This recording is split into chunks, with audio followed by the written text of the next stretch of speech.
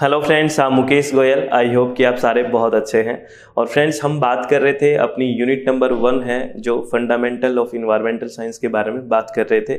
और हम पढ़ रहे थे एटमॉस्फेरिक स्ट्रक्चर के बारे में, और हमने ट्रोपोस्फेयर के बारे में यानी कि क्षोभ मंडल में कंप्लीट पढ़ लिया है। अब हम बात करते हैं स्ट्रेटोस्फेयर के बारे में।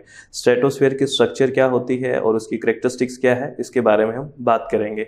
और फ्रेंड्स, आपको मैं एक बात और बता दूं कि यहाँ से है ना बड़े बेसिक से क्वेश्चन पूछे जाते हैं कि कौन से स्फीयर में टेम्परेचर घटता है, बढ़ता है, ये सारी बेसिक सी बातें आती है। तो बिल्कुल चित्त को रिलैक्स करके शांति से सारी बातें सुननी है। हमारा बेसिक बहुत अच्छे से क्लियर होना चाहिए और हमें रिवीजन पे फोकस रखना चाहिए। तो चलो हम बात करते हैं स्ट्रेटोस्फेयर के बारे में। स्ट्रेटोस्फेयर को ओजोन लेयर भी बोल देते हैं फ्रेंड्स। क्या बोलते हैं? ओजोन लेयर भी बोल देते हैं, क्योंकि यहाँ पे जो ओजोन का कंसंट्रेशन है वो बहुत अधिक है। लगभग 90% ओजोन इसी स्फीयर में मिलती है, इसलिए यहाँ इसको क्या बोलते हैं? ओजोन लेयर भी बोल देते हैं। और इसको हिंदी के अंदर बात करें तो समताप मंडल भी बोल देते हैं। क्या बोलते हैं? समताप मंडल बोल देते हैं। चलो हम आगे इसके बारे में कुछ बेसिक सी बातें करते हैं, ठीक है। अगर बात करें इसकी अर्थ सरफेस से एवरेज हाइट कितनी है, तो लगभग वो है 50 किलोमीटर। कितनी है? एवरेज हाइट कितनी है? अबाउट 50 किलोमीटर है अर्थ सरफेस से। पहली बात तो ये। दूसरी बात, जिस टेम्परेचर की हम बात कर रहे थे तो उसके बारे में क्या है, जो टेम्परेचर है वो rises in the stratosphere with height. इसमें हाइट के अकॉर्डिंग टेम्परेचर बढ़ता है, राइज होता है। हमने ट्रोपोस्फेयर के बारे में बात की थी। ट्रोपोस्फेयर में हमने देखा कि टेम्परेचर घटता है, फिर ये ट्रोपोपोज वाला आया था, फिर स्ट्रेटोस्फेयर पे टेम्परेचर बढ़ता है। इस बात को आपको ध्यान रखनी है, ठीक है। स्ट्रेटोस्फेयर में जैसे जैसे हाइट बढ़ती है वैसे वैसे टेम्परेचर बढ़ता है, ये बात ध्यान रखोगे। चलो, वेरी गुड। और इसका कारण क्या है, क्यों स्ट्रेटोस्फेयर में जैसे हाइट बढ़ती है वैसे टेम्परेचर बढ़ता है? इसका कारण है यहाँ पे ओजोन गैस का पाया जाना, ठीक है। क्या पाया जाना? ओजोन गैस का पाया जाना। अब मैं आपको एक बेसिक सी बात बता देता हूं। आपने यहाँ देखा कि स्ट्रेटोस्फेयर में अकॉर्डिंग टू हाइट टेम्परेचर बढ़ता है। आपने ये बात सुनी कि अकॉर्डिंग टू हाइट टेम्परेचर बढ़ता है। लेकिन अब बढ़ने के हिसाब से इतना मत कर देना कि बहुत ज़्यादा डिग्री सेल्सियस पे आगे तक ले जाओ, है ना, कि भी 100 डिग्री सेल्सियस। ऐसा नहीं है। बढ़ने का मतलब जो ट्रोपोस्फेयर में लगभग -60 हुआ था ना, वो धीरे धीरे बढ़ता बढ़ता 0 डिग्री सेल्सियस तक आने की कोशिश करता है। ये मैं आपको दिखा देता हूँ डायग्राम में, बहुत अच्छे से क्लियर हो जाएगी बात, ठीक है ना।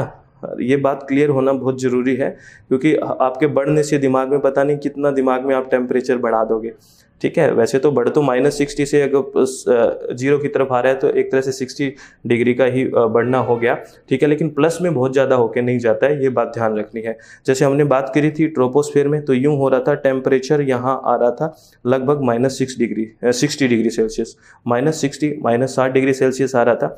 और अब यहाँ पे ट्रोपोपोज का केस है। स्ट्रेटोस्फेयर में अब देखो टेम्परेचर बढ़ रहा है और लगभग वो 0 के पास आ गया, ठीक है। किसके पास आ गया? 0। तो माइनस से 0 की तरफ आ रहा है ना, तो माइनस से 0 की तरफ आएगा तो बढ़ ही रहा है टेम्परेचर अकॉर्डिंग टू हाइट। ये बात आपको ध्यान रखनी है। समझ में आ गई बात? चलो, वेरी गुड। बहुत समझदार हैं आप लोग, ठीक है। अच्छे से सारी बातों को समझते हैं और बहुत ही ज़्यादा समझदार हैं, ठीक है। आगे हम बात करते हैं। और आपको एक बात बता देता हूं फ्रेंड्स कि यूजीसी नेट का जो कंपलसरी पेपर 1 है उसके भी रजिस्ट्रेशन ओपन है, और पेपर 2 अगर किसी का इन्वायरमेंटल साइंस है तो उसके भी रजिस्ट्रेशन ओपन है। आप विलिंग है तो करवा सकते हैं। तो हमने बात की स्ट्रेटोस्फेयर के बारे में। तो स्ट्रेटोस्फेयर में ओजोन है वो कितनी है? लगभग 90% ओजोन स्ट्रेटोस्फेयर में मिलती है। ये बात आपको ध्यान रखनी है। जो टोटल ओजोन प्रेजेंट है ना एटमॉस्फेयर में, उसका 90% किस में है? स्ट्रेटोस्फेयर में है, ठीक है। अब रिमेनिंग जो 10% है वो लगभग ट्रोपोस्फेयर में है जी। कहाँ है? ट्रोपोस्फेयर में। कहाँ है? ट्रोपोस्फेयर में है रिमेनिंग 10%, ठीक है, यानी कि नीचे वाली लेयर में। जो ये ट्रोपोस्फेयर में जो 10% लगभग ओजोन है ना, ये हमारे लिए अच्छी नहीं है। ये हमारे लिए अच्छी नहीं है, ये बहुत हार्मफुल है। कारण क्या है इसका? क्योंकि एज ए ये सेकेंडरी पोल्यूटेंट काम करती है। क्या किसके तौर पे काम करती है? सेकेंडरी पोल्यूटेंट के तौर पे काम करती है, द्वितीयक प्रदूषक के तौर पे काम करती है, जो बहुत ही हार्मफुल है। एक तरह से ये ग्रीन हाउस गैस की तरह काम करती है, जो बहुत हार्मफुल है। मेरी बात समझ रहे हो ना? जो ट्रोपोस्फेयर में है 10%, उसकी बात कर रहा हूँ। जो स्ट्रेटोस्फेयर में ओजोन है, जो लगभग 90% है, वो हमारे लिए बहुत ही अच्छी है, बहुत ही महत्वपूर्ण है और बहुत ही बढ़िया बात है। क्योंकि इसको अगर हम बात करते हैं ना कि ओजोन लेयर डिप्लीशन की बात करते हैं, तो हम कौन सी ओजोन लेयर डिप्लीशन की बात करते हैं या कौन सी ओजोन डिप्लीशन की बात करते हैं? जो ओजोन स्ट्रेटोस्फेयर में है, क्योंकि वो ओजोन हमारे लिए अच्छी है। वो अगर डिप्लीट होगी, उसका क्षरण होगा, वो कम होगी तो हमें दिक्कत है। वो हमारे लिए स्ट्रेटोस्फेयर वाली ओजोन अच्छी क्यों है हमारे लिए? क्योंकि जो सूर्य से आने वाली पराबैंगनी किरणें हैं, यूवी रेज है, वो उनको एब्जॉर्ब करता है और वो अर्थ पे नहीं आती और जिससे स्किन कैंसर जैसी डिजीज नहीं होती है। तो मेरी बात आप समझ रहे हो ना? तो अबाउट 90% किस में मिलती है? स्ट्रेटोस्फेयर में ओजोन मिलती है। ठीक है, मेरी बात समझ रहे हो? और ट्रोपोस्फेयर में जो ओजोन है वो लगभग कितनी है? 10% है और वो बहुत ही हार्मफुल होती है, एज ए सेकेंडरी पोल्यूटेंट काम करती है। ठीक है, अब हम बात करते हैं कि किस तरह से ओजोन टेम्परेचर बढ़ाने में सहायता करता है इस लेयर की, यानी कि स्ट्रेटोस्फेयर की। इस बात को सुनना है, ठीक है, अच्छे से चित्त को शांत करके। The ozone here absorb high energy UV light and gets split into atomic oxygen and diatomic oxygen। क्या होता है ये? इसमें ओजोन है ना, इस ओजोन पे जब हाई एनर्जी पड़ती है यूवी लाइट की, तो ये स्प्लिट हो जाती है, टूट जाती है। किस में टूट जाती है? ये टूट जाता है O2 और O में टूट जाता है। ठीक है ना, O2 और O में टूट गया। अब क्या होता है? During formation of ozone by recombining these two forms, वापिस से क्या होता है आपको पता है, ये एक तरह से स्टेबल तो रह नहीं पाएंगे। ठीक है, ये तो अब क्या होगा? वापिस रिकम्बाइन होके ओजोन बनाता है। ठीक है ना, और जब वापिस रिकम्बाइन होता है और ओजोन बनता है तो बहुत ज़्यादा एनर्जी रिलीज होती है, बहुत ज़्यादा एनर्जी, हीट एनर्जी रिलीज होती है और इसी वजह से वहाँ का टेम्परेचर बढ़ता जाता है। किसमें? स्ट्रेटोस्फेयर में। बात समझ में आ गई? मैंने क्या बताया? जो ओजोन है, ठीक है ना, ओजोन है, उस पे जब यूवी रेज पड़ती है, ठीक है, यूवी रेडिएशन पड़ती है, तो ये ओजोन स्प्लिट हो जाता है, टूट जाता है। किस किस में? O2 और प्लस O में। ठीक है, और अब वापस ये स्टेबल तो है नहीं ये कंडीशन। ठीक है, तो वापस क्या होता है? ये कंबाइन होता है, रिकम्बाइन होता है और रिकम्बाइन होकर वापस O3 बनाता है। जब ये रिकम्बाइन होता है और वापस O3 बनाता है तो बहुत ज़्यादा हीट एनर्जी रिलीज होती है। ठीक है, मेरी बात समझ में आ गई? इसीलिए स्ट्रेटोस्फेयर की, और जैसे जैसे हम हाइट में जाते हैं वैसे वैसे टेम्परेचर बढ़ता है। ठीक है, अब आगे बात करते हैं, थोड़ा सा अब ध्यान से सुनना सारी बातों को, बिल्कुल रिलैक्स होके। Very low amount of UV light reach at the lower part of the stratosphere. अब ये कह रहे हैं कि बहुत ही कम जो मात्रा है, बहुत ही कम मात्रा है वो स्ट्रेटोस्फेयर के लोअर पार्ट में पहुंचती है यूवी लाइट की, बहुत ही कम मात्रा में यूवी लाइट पहुंचती है।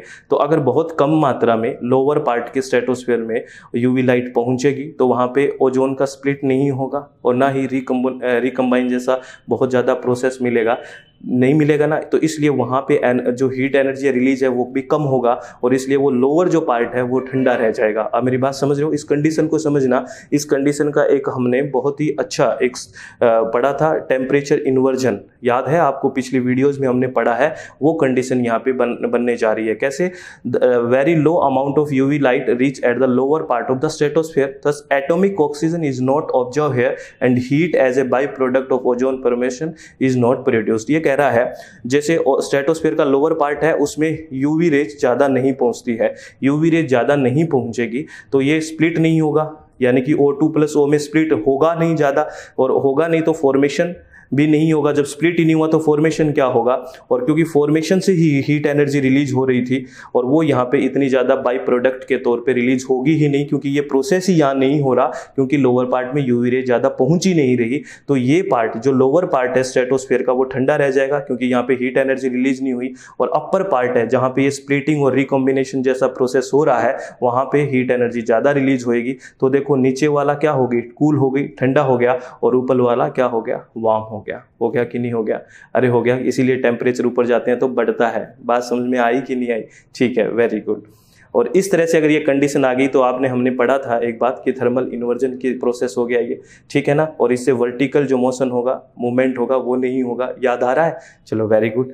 ठीक है, देखो दिस वर्टिकल स्ट्रेटिफिकेशन हो गया ना, यहाँ पे कूल हो गया, यहाँ पे वार्म हो गया, तो ये वर्टिकल स्ट्रेटिफिकेशन हो गया where above layer become warmer and lower layer become cooler. ठीक है, makes the stratosphere dynamically stable, और इससे स्ट्रेटोस्फेयर डायनेमिकली क्या हो जाता है? स्टेबल हो जाता है, क्योंकि मिक्सिंग नहीं होती है, इसकी मिक्सिंग नहीं होगी तो स्टेबल हो जाएगा। ठीक है, स्टेबल हो जाएगा।